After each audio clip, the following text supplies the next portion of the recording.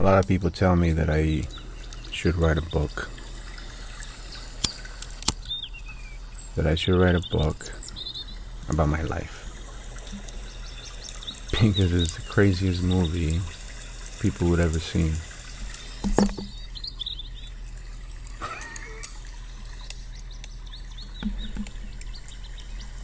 I don't know. But maybe it compares to other stories that you know. This is why I've brought up those examples, because I can relate, and I know that you can relate. So I know that I'm not the only one. The stories of Cinderella, the stories of Rapunzel, the Ugly Duckling, Wilbur, the lion. Yeah, a lot of these stories, they're told to offer lessons, teach you lessons, but what Joseph Campbell figured out, that it was pretty much the same story. And it was always telling the story of the same hero. Basically, when you combine all these stories, it's the same. It's one essential hero, and that's you. Think about it. Who else has a perspective in your life? Like, out of whose perspective are you looking out towards? I mean, like, it's you. Look around. Whose sky are you looking at? That's your sky. You look around, everything surrounds you. Your experience is wrapping you like a big old burrito. It's an experiential burrito. It's pretty cool. And then you go back to the Matrix. It's like, okay, where's my little pod that I'm connected to wires and everything, where I'm sleeping? And it's really you start to get all these different images and visions about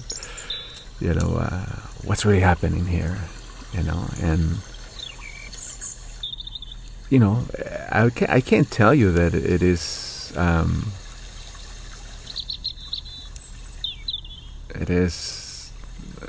I'm losing my train of thought here. Anyway, I'm gonna get back to the story, to telling you why I am the way I am. The earliest memory that I have is sitting on one of those baby carriers and looking up. And there was a TV on top of a refrigerator. It looked huge to me. That's how small I was. And on the TV, as it became a thing, from then on it seemed, it was a show called Señorita Cometa. I realized right now that I'm looking up, just as I was in that memory. I was looking up at a show called Señorita Cometa. And if you grew up in Latin America, you know what show that is. If you don't know, it's a Japanese dubbed to Spanish show. And it was about this girl who was an alien and was sent here to Earth to, I think, earn some credits, so she could, get out of Earth and be, again, I think, another higher dimensional being. I'm just making up the rest, because I really don't remember the premise, but that was basically it, that she was trying to earn some credits so she could go back home, out of planet Earth. But she needed to serve some time here. So, which seems a little, that was my earliest memory. My second was, I'm a little bit bigger, and I'm sitting at some steps because we lived in this building, and we lived at the penthouse basically.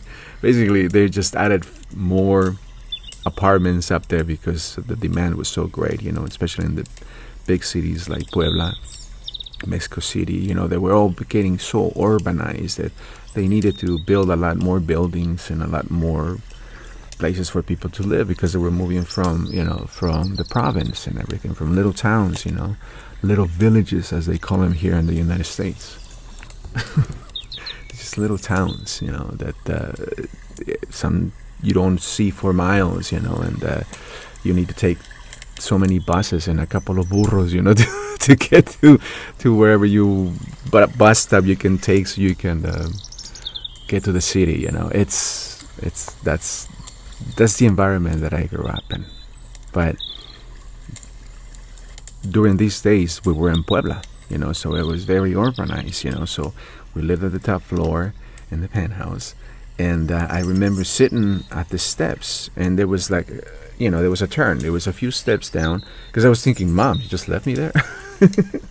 There was a few steps down, and then it turned to the right. So I'm sitting there, and I'm looking to the right, and I see my mom through the door, because the door was open. She left the door open, so she could see me, and she's in the kitchen cooking, Flash forward to a conversation that I had with her later. I was saying, how much I love movies. And she, because, I was sharing to her that I was, I hadn't seen her in a while, so I was sharing to her that I was an actor and I was doing stuff, and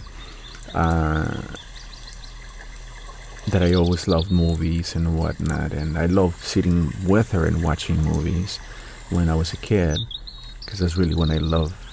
I think I grew to love them, and and she goes, yeah, when you were a baby, I used to just put you on a little carrier and just put you in front of the TV, and you sit there all day. I'm like, oh, well, that explains a lot. This sense of abandonment. Thank you. The sense of I gotta handle everything myself because I'm by myself.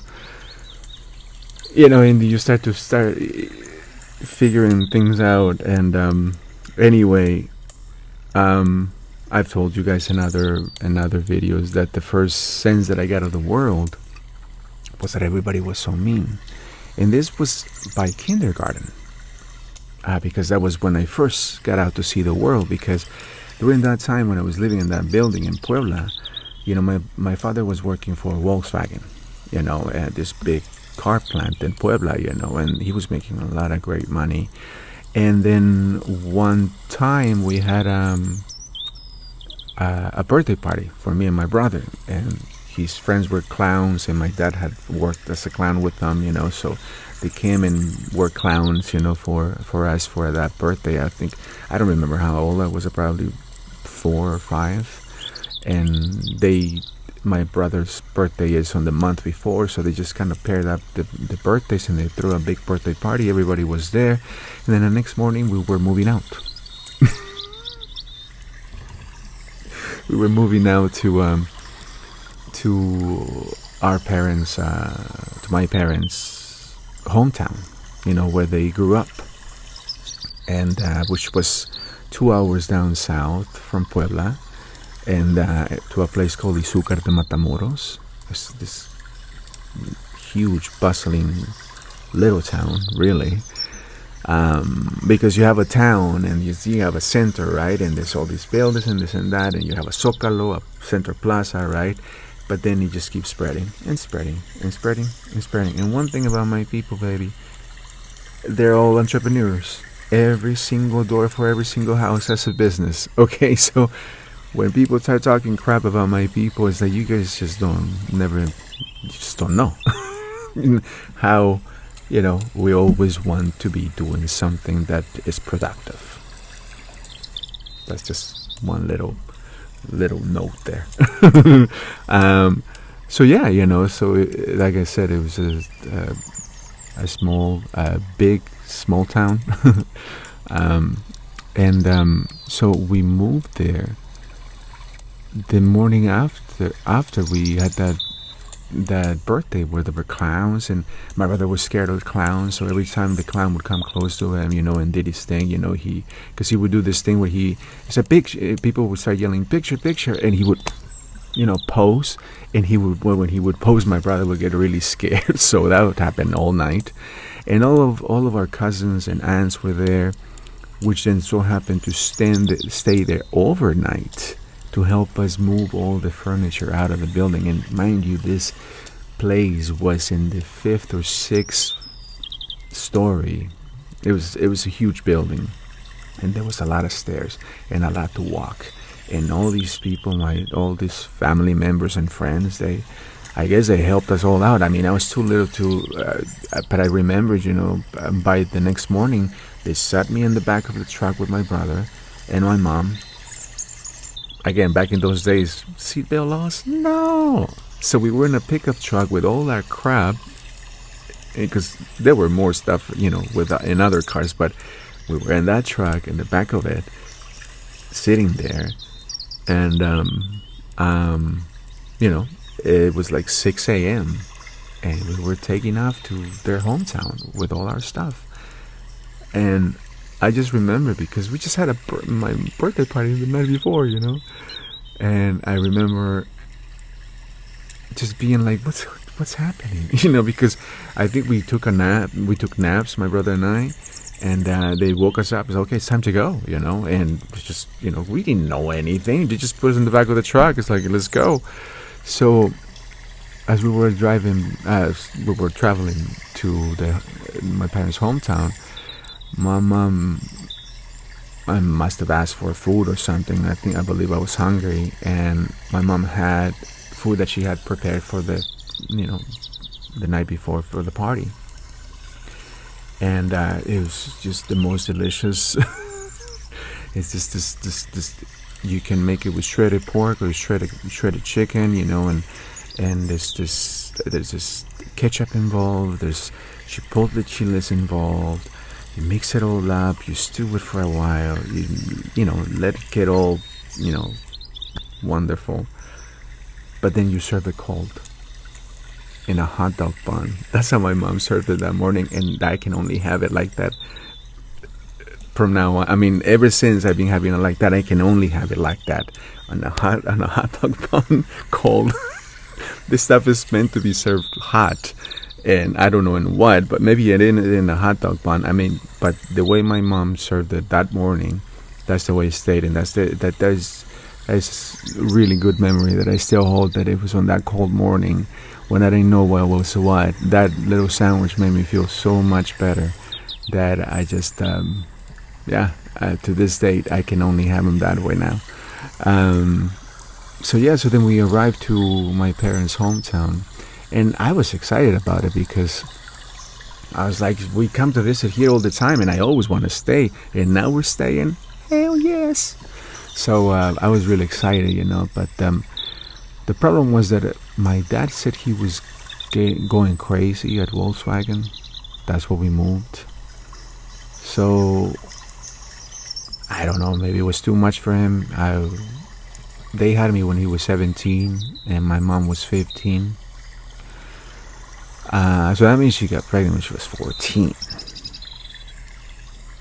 So my mom was a kid, having a kid. Okay, so you have to hold that into consideration when I tell you some of the crap that I saw. So, because believe me, I also do. So. Next memory that I have is that my dad just became very unhappy at that point.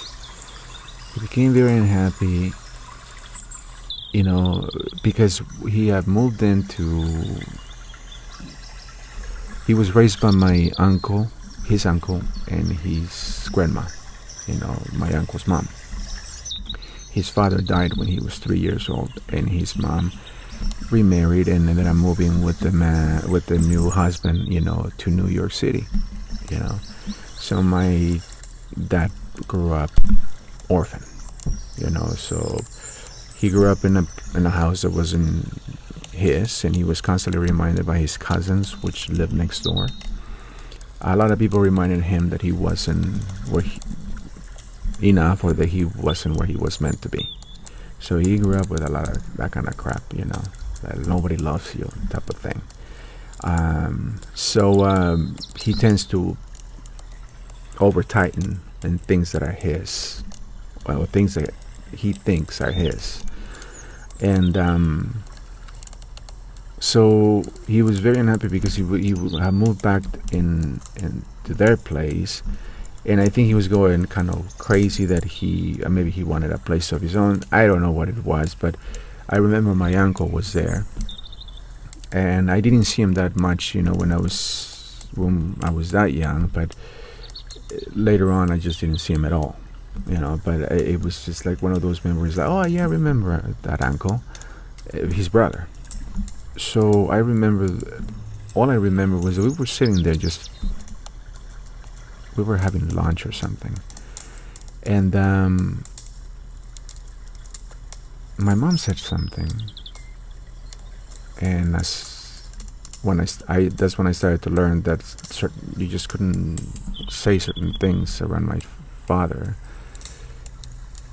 And my father turned to my mom with all this aggression and just started insulting her. And what would you do, you know, if you're a dude and this guy is going off on his wife, you know, and you were raised by this lady, your grandma, you know, that's gonna sting a little bit. So my uncle said, hey dude, just chill, you know. And obviously I'm adding to the phrases there, you know, but basically in more or less that's what he said, you know, hey, take it easy, you know. And again, that's the kind of stuff you don't say to my father. I said, what you say? Short story, they went outside, and there I am with my brother sitting at the sidewalk, because it was pretty tall, the sidewalk. So that little 4-year-old could sit there pretty comfortable, like in a chair. And my brother's next to me, and those brothers are fighting in the middle of the street. They're fighting, and my grandma, their grandma, she's my great grandma, she's telling them to stop. So I don't even remember if they were really throwing punches or they were just circling around each other. Or the point is that my dad got all pissed off and just all of a sudden stormed away and came back with a car. 3 hours later, he came back with our first car. It was a Volkswagen. It was like a off-black eggshell, you know, Volkswagen, and it's so weird. In a child's mind, that's what it looked like. You know, it's like my dad is mad at my mom, then my uncle gets mad at my dad. Now they're fighting out there, and now my dad left, and now we have a car.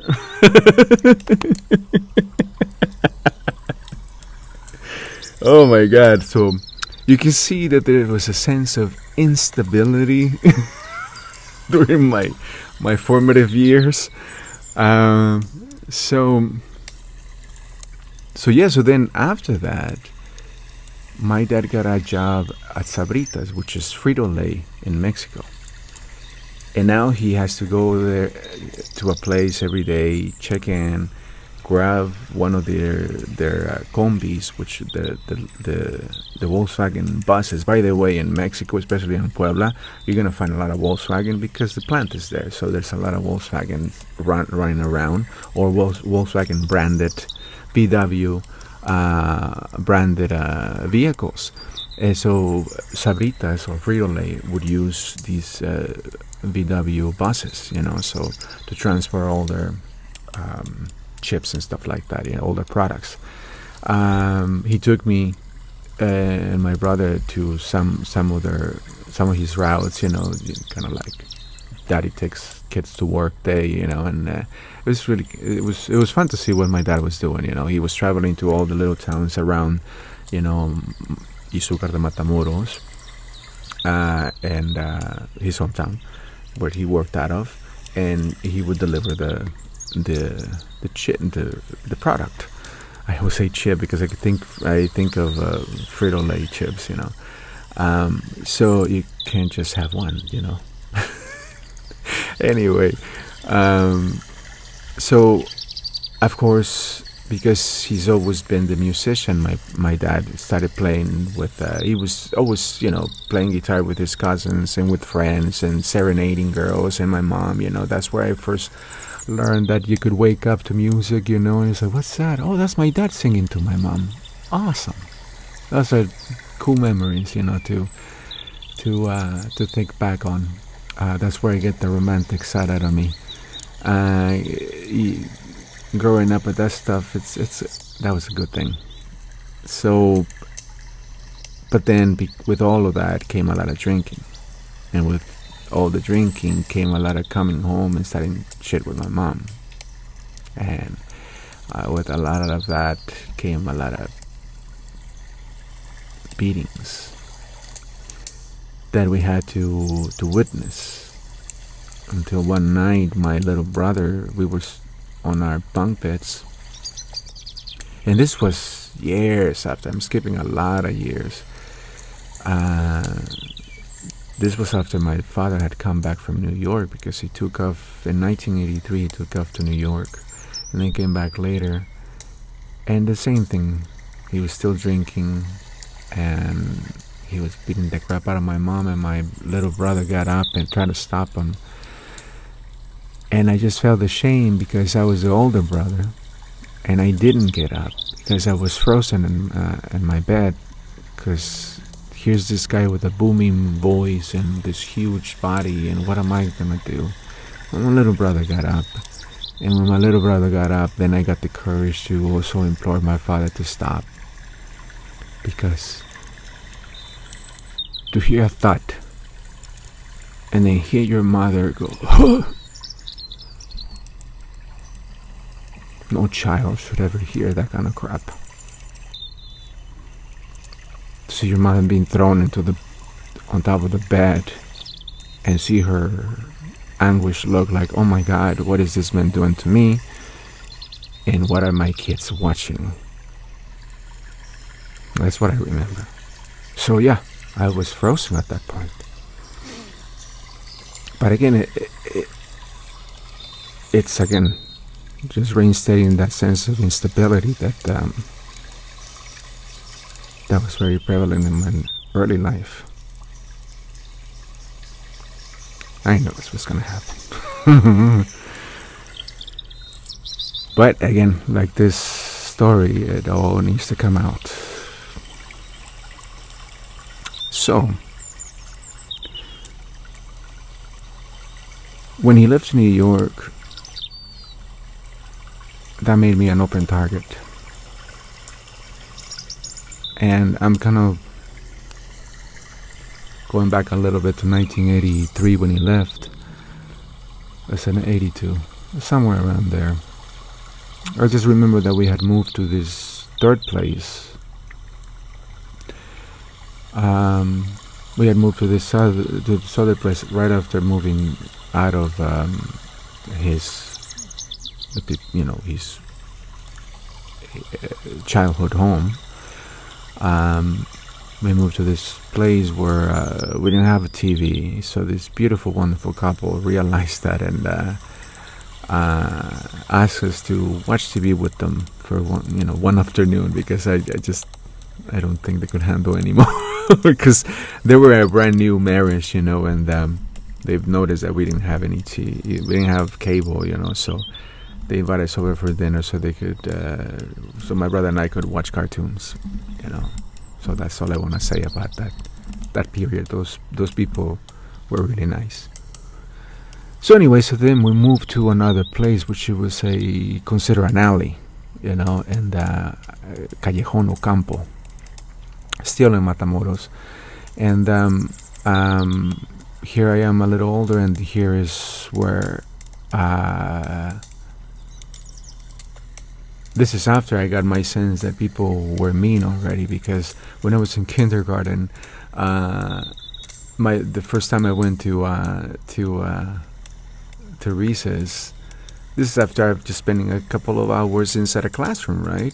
And then I go outside and I'm just sitting there by myself, and I'm sitting there by the gate, so hopefully my mom would show up and just take me away.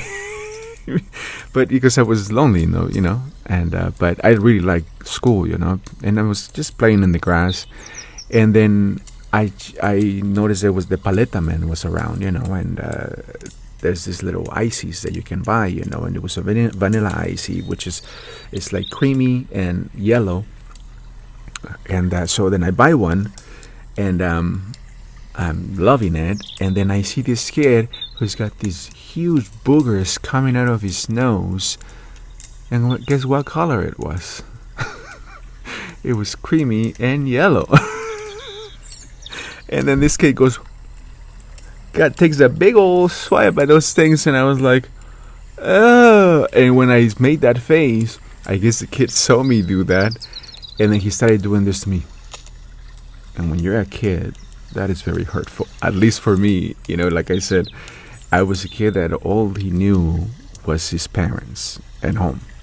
And this is just kindergarten, first time being plucked out of the home to be around, other environments with other kids. And the first thing, or sense of expression that I got from other people was this aggression. So I just thought, people are just mean. No, obviously there was more, after that, but it just kept confirming things, but that was the first form of aggression that I got. There's this wrinkling of the upper nose that the kids do sometimes. I mean, if you grew up in Mexico in the 70s, then you know what this means. It's so silly. But anyway, so then when I got to this other place, this callejon, this alley, Ocampo alley, or Callejon Ocampo, my uncle, because what happens is that because I was that kind of a kid, I was very, I guess I was too sensitive for my parents. They started noticing that there was a lot of feminine traits in me. That's what I gathered. And what they did is that because my mom had brothers, and they lived just a block away from that point, I think that my mom just said, can you please take this kid and teach him how to be manly? Honestly, I think that's when my torture began. This is why I'm telling you this story. That my uncle, I think he was trying to take me under his wing. He was probably about 14, and I was probably about 5 or 6. And I forgot what happened. I was walking with them. Oh yeah, because this was after January 6th. And I have gotten this really cool, game. And it was one of like the in thing at that time, and this kid, this neighbor kid, had gotten a foosball table. So because I was coming back from my grandma's showing my I used to call them my cousins, but they're really my uncles because we were the same age, and one of my uncles was the same age as my younger brother, and one of my other uncles was a few months older than me. We were basically the same age. So I went to show them my new toys that that the wise men had brought me on January 6th, because that's when kids get gifts, on January 6th in Mexico. So I went to show them, and then on my way back, I still have the game with me. And my neighbor does this silly thing where he goes inside and is like, look, I have a foosball table. Yeah, look, I'm playing it. I was like, that's kind of silly. And so he came out. I think he noticed that I was like, that's kind of silly. I was talking to my uncle, and I think he wanted to start some trouble with me. I didn't notice. So then the rest of the way home, which wasn't much, it was a couple more houses, and then we turned into the vecindad where I lived, the little, the place. They had a courtyard and everything. There were a couple of apartments there, and that's where I lived. And once we got there, my uncle was like, "Are you gonna let him talk to you like that?" And I was like, "Why?" It's like, if you don't put him in his place, and then totalmente, que total, or how they say in Mexico, we went outside. We had to go outside because he was prompting me that I needed to teach this kid a lesson. I'm like, okay, let's go. Yeah, it was this kid, and so we went, and I end up in front of this kid. And this kid is like, "What do you want? You want trouble?" And he pushes me. I fall on my butt and I start crying. So I get up and I walk my ass home. So my uncle starts egging me on. It's like, "Dude, don't. No, you better go out there and make things right and this and that, da da da." Total. I stepped out. And I did it again. I went and got in front of the kid. "So what? You here for more?" And this time with that. Because he told me, he's like, "You know how you kick the ball?" It's like, "Yeah." "Kick him." Okay. So we went out there. And a good boy always does what he's told. When the guy said, "What do you want?" Boom! I laid a kick on his thigh. And, if you ever been kicked in your thigh, it hurts. I mean, Muay Thai fighters do it for that reason. Back then, I had no idea. I'm a good shot. I hit him right where it hurts because my uncle used to hit me there, and I knew where it hurt. So I hit him there, and he started crying. He's like, "Mama!" He goes inside his house, and he was crying, and I won that fight. And I got some street credit. And all of a sudden, I felt like I could go outside.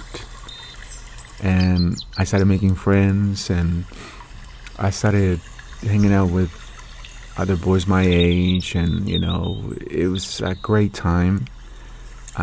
It was probably the best 2 years ever. And this was, I believe, during the time when my dad was gone, because we had just moved in, and then my dad had to leave. And like I said, it made me an open target because all of a sudden, I didn't have my protector anymore, and I got into a lot of fights, a lot of close ones, a lot of that's when I got rough and tough, during those years, which weren't many, but I learned what these things were about, that it wasn't about so much about what you were saying, is that how you were projecting yourself, that there should never be any fear behind your speech, behind your movements, behind your intentions, that you're out there, to just do what you need to do, and to basically just show the other guy that you're not gonna back down. And I think that was really cool to learn, to be exposed to, because now you see all these loudmouths wanting to sound like WWE, wrestlers, and you just laugh at them, because they want to sound tough. They want you to get scared, but it's like, bitch, until you don't show me something, I ain't folding. And a lot of people want you to do the work for them, like beat yourself up first before I start with you, which, and that taught me that kind of stuff, which now I look around and I'm like, how can you not know that, but, you can see the purpose in certain things. But anyway, this is getting a little long, going on 30 minutes. I think I'm gonna cut it on this one, and then I restart on the next one, which for me it just means I'll just hit stop and then I start over again and keep telling you the story. So wait for the next one. Talk to you soon.